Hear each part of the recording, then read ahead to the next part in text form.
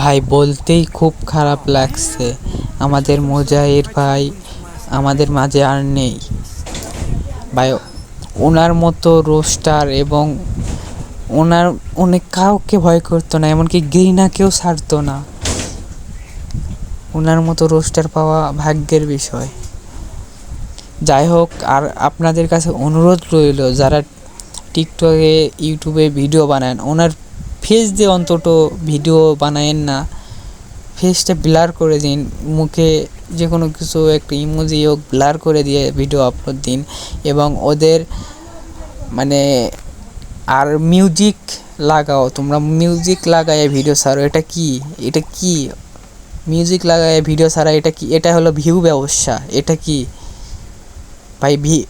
একজন মানুষ মারা গেছে, তাকে নিয়েও ভিউ ব্যবসা শুরু করে দিয়েছেন। এটা কি ভাই? অন্ত মিউজিক লাগায় না, কিছু বলার নাই তোমাদের। একজন মানুষ মারা গেছে, তাকে নিয়েও ব্যবসা। আচ্ছা, আমি ভাবতেছি আমি রোস্টিং শুরু করে দেব।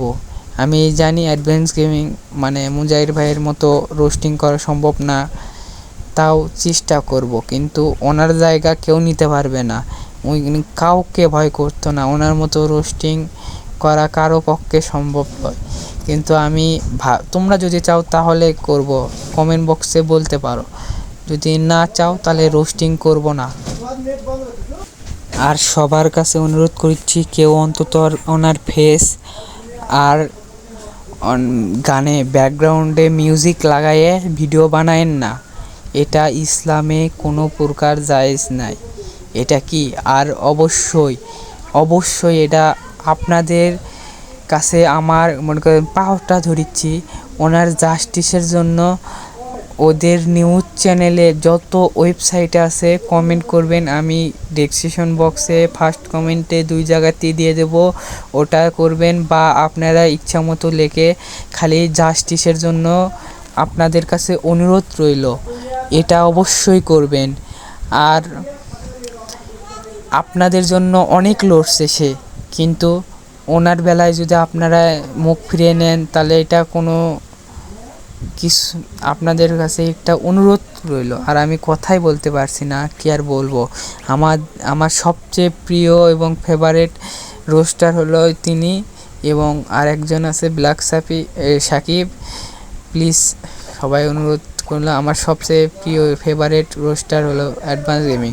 আর তোমরা যদি চাও তবে আমি রোস্টার ভাই আমার কথাই বলতে পারছি না, তবে আমি রোস্টিং শুরু করব। আপনারা যদি চান তবে, তার যদি না চান সমস্যা নেই, রোস্টিং করব না।